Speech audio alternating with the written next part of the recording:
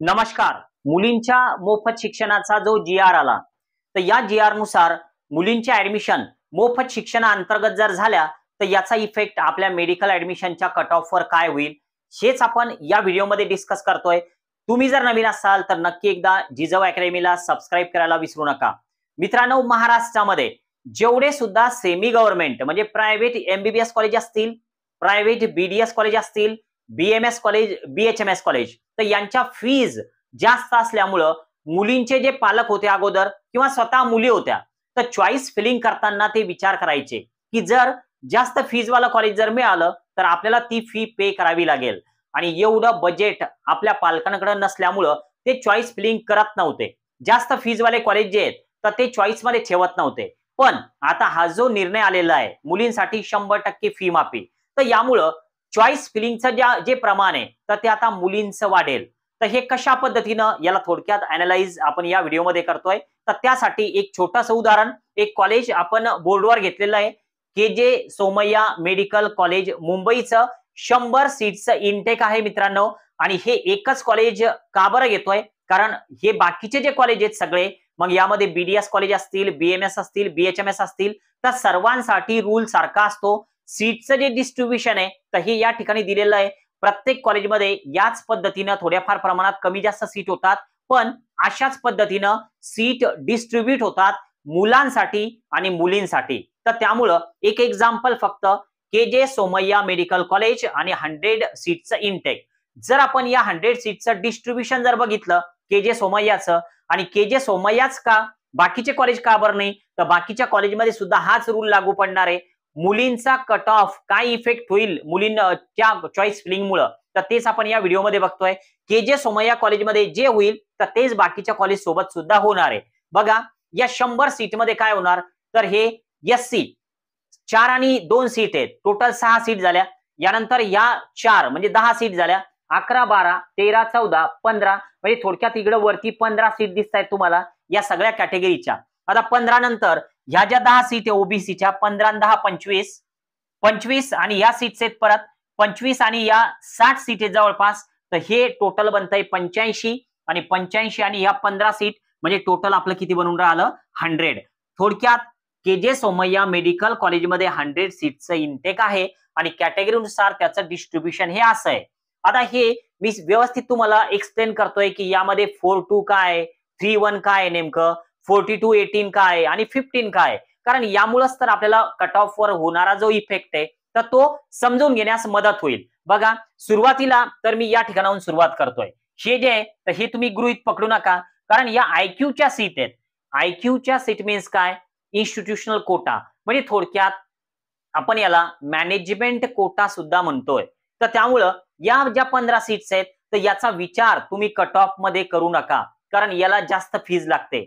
College ओपनच्या फीजच्या 3 पट fees घेतात आणि मुलींसाठी जो मोफत 100% शिक्षणाचा जी-आर आहे, तर त्यामध्ये आयक्यू वगैरे प्रकार नाही. तुम्हाला जी ट्युशन फी आहे कॉलेजची, तर त्यामध्ये 100% सवलत मिळणार. आता बघा, जर समजा आपण एस-सी या कॅटेगरीचा जर विचार केला, तर या ज्या 4 सीट आहेत, तर ह्या जनरलच्या आहे. Okay, general. यामध्ये मुलं आणि मुली दोन्ही सुद्धा मेरिट लिस्टनुसार ऍडमिशन करू शकतात. म्हणजे ज्याचं मेरिट हाय, तर त्याला या 4 सीटमध्ये ऍडमिशन मिळेल. मग तो मुलगा असेल किंवा मुलगी असेल. थोडक्यात इथं मुली आणि मुलं या दोघांची कॉम्पिटिशन आहे.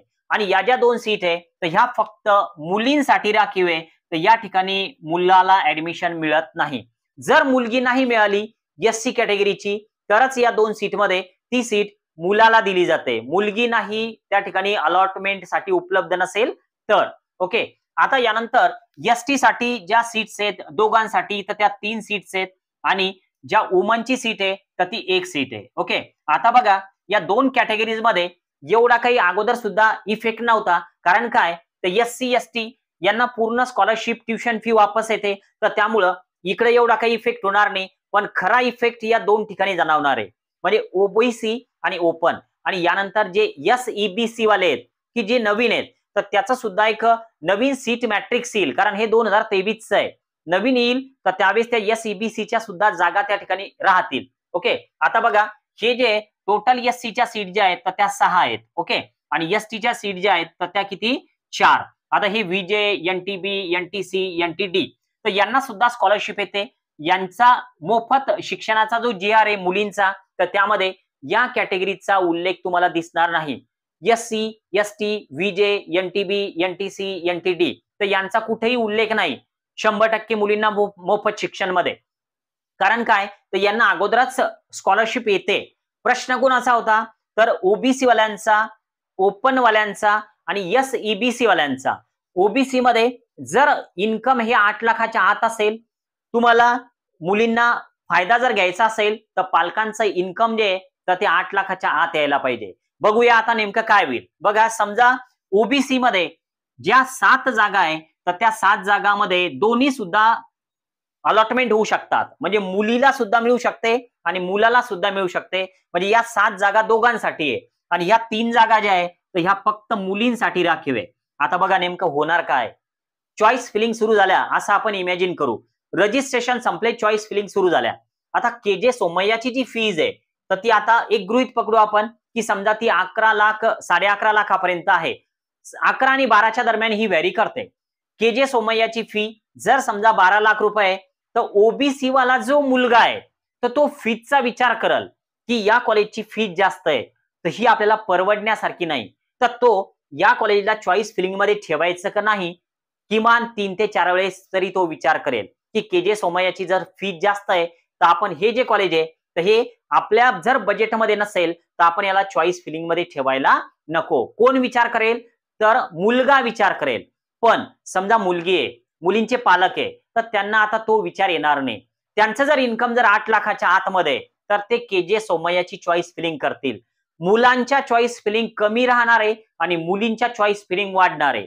ड्यू टू तो जो GR आहे तर तो 100% मुलींना फी सवलत, 100% फी माफी. तर त्यामुळं ज्या ओबीसीच्या मुली 8 लाखाच्या आतमध्ये येणारा तर त्या KJ सोमय्याच्या चॉईस फिलिंग तर करतीलच, पण इतर जे कॉलेजेस आहेत की ज्यांची फीज जास्त आहे तर त्या कॉलेजच्या सुद्धा ते चॉईस फिलिंग करण्यासाठी आता बिनधास्त आहे. कारण काय तर 100% फी माफी आहे. पण तरी सुद्धा एक प्रश्न पालकांच्या मनामध्ये असू शकतो की 100% फीज माफी जरी असेल तरी अगोदरच फी भरायचं काम नाही का. बघा त्या निर्णयामध्ये कोणतीही स्पष्टता अजून तशी दिलेली नाही की अगोदर फी भरा नंतर वापस येईल का अगोदरच फी भरायचं काम नाही असं कोणताच स्पष्ट उल्लेख नाही. पण एक असं वाटतं की तुमच्याकडनं फी अगोदर पूर्ण घेतली जाऊ शकते आणि नंतर मग 100% माफी होईल. एखाद्या वेळेस आता CET सेल प्रक्रिया सुरू झाल्याच्या नंतर ते कळेल, पण आतापासून काहीही 100% सांगणं या ठिकाणी चुकीचं ठरू शकतं. तर त्यामुळं मी कोणताही निर्णय तुम्हाला देणार नाही की अगोदर फी भरायचं काम नाही का अगोदर फी भरावी लागेल, कोणताच नाही. पण मुलींना फी माफी होणार तर हा GR आलेला आहे. बघा आता ओबीसीचं झालं. ओपन वाल्या मुली किंवा SEBC वाल्या EWS वाल्या मुली काय करतील की या सुद्धा चॉईस फिलिंग करणारच आहे. मग ते BDSचं कॉलेज असो, BMSचं असो, फीचा विचार न करताना मुलींचे पालक चॉईस फिलिंग करतील. तर त्यामुळे ऑटोमॅटिक मुलींच्या चॉईस फिलिंग वाढतील या वर्षीसाठी. की ज्या मागच्या वर्षी एक पालकांवर बर्डन असायचं ते फीचा विचार करायचे की आता एवढं फीचं कॉलेज आहे आपण टाकायचं की नाही टाकायचं, कारण 4.5 वर्षाचं बजेट खूप हाय जाणार होतं. पण आता यावर्षी असं होणार नाही. मुलींचे पालक जे तर ते चॉईस फिलिंग करण्यासाठी मागं पुढे पाहणार नाही. पण मुलांच्या पालकांना थोडा विचार करावा लागेल, कारण मुलांना 100% फी माफी नाही. तुम्हाला काय वाटतंय नक्की एकदा कमेंट बॉक्समध्ये सांगा. मुलींच्या चॉईस फिलिंग वाढणार आहे. आता मुलींच्या चॉईस फिलिंग वाढणार, मी मुलींच्या विरोधात जातोय असं काही नाही. कारण मुलींना सुद्धा शिक्षणाचा हक्क आहे, त्यांनी सुद्धा शिकावं, समोर यावं, कारण खरी गरज आहे. आणि जे पण समजा अगोदर परभणीला जे प्रकरण घडलेलं होतं तर त्यामुळेच हे सगळं मुलींच्या बाबतीत 100% फ्री शिक्षणाचा जो GR आलेला आहे तर तो नक्कीच मुलींच्या फायद्याचा विषय ठरू शकतो. मुली अजून एज्युकेशन घेऊ शकतात. पण आता याचा कट ऑफ वर नेमका काय इफेक्ट होईल तर साहजिक आहे जर चॉईस फिलिंग वाढतील तर कट ऑफ सुद्धा वाढणार आहे. कारण काय तर ह्या ज्या सीट्स आहेत 7 तर यामध्ये अगोदर मेरिट लिस्टनुसार अलॉटमेंट होणार आहे. तर त्यामुळे इथं मुलगी जर का जास्त मेरिटवाली असेल मुलापेक्षा तर नक्कीच या 7 सीटमध्ये मुलीला अगोदर सीट दिला जाईल आणि 3 सीट तर त्यांच्या राखीवच आहे. इकडे सुद्धा तसंच आहे. 42 सीट ज्या आहेत तर त्या एकत्रित आहे आणि 18 सीट ज्या आहेत तर त्या फक्त वुमन साठी राखीव आहे. तर त्यामुळं 42 मध्ये मेरिट लिस्टनुसार जर का मुली बसत असतील तर मुलींना सुद्धा हे अलॉट होऊ शकतं आणि या ज्या 18 आहे तर या फक्त मुलींसाठी राखीवच आहे. तर हे सगळं जो कोटा आहे राखीव मुलींचा तर त्याचा फायदा तर मुलींना होणारच आहे. प्लस हा जो फ्री एज्युकेशन म्हणजे फ्री ट्युशन फी वगैरे सगळं माफ होणार आहे. तर हे याचा फायदा नक्कीच या जनरल मधून मुली घेतील. तर त्यामुळे कट ऑफ हाय जाऊ शकतो. तर हे एक प्रेडिक्शन आहे. बघूया येणाऱ्या काळामध्ये काय होतं. तुम्ही जर नवीन असाल नक्की सबस्क्राईब करा. जिजाऊ अकॅडमी आतापर्यंतच्या ज्या रजिस्टर्ड पेड काउन्सिलिंगचे मेंबर आहे, तर ते ऑफलाईन ऑफिसला येऊन घेणं पूर्णपणे बंद झालेलं आहे. तुम्हाला जर ऑनलाईन जॉइन करायचं असेल, तर तुम्ही एक WhatsAppला मेसेज करा. त्यानंतर तुम्हाला जॉइन करून घेतलं जाईल.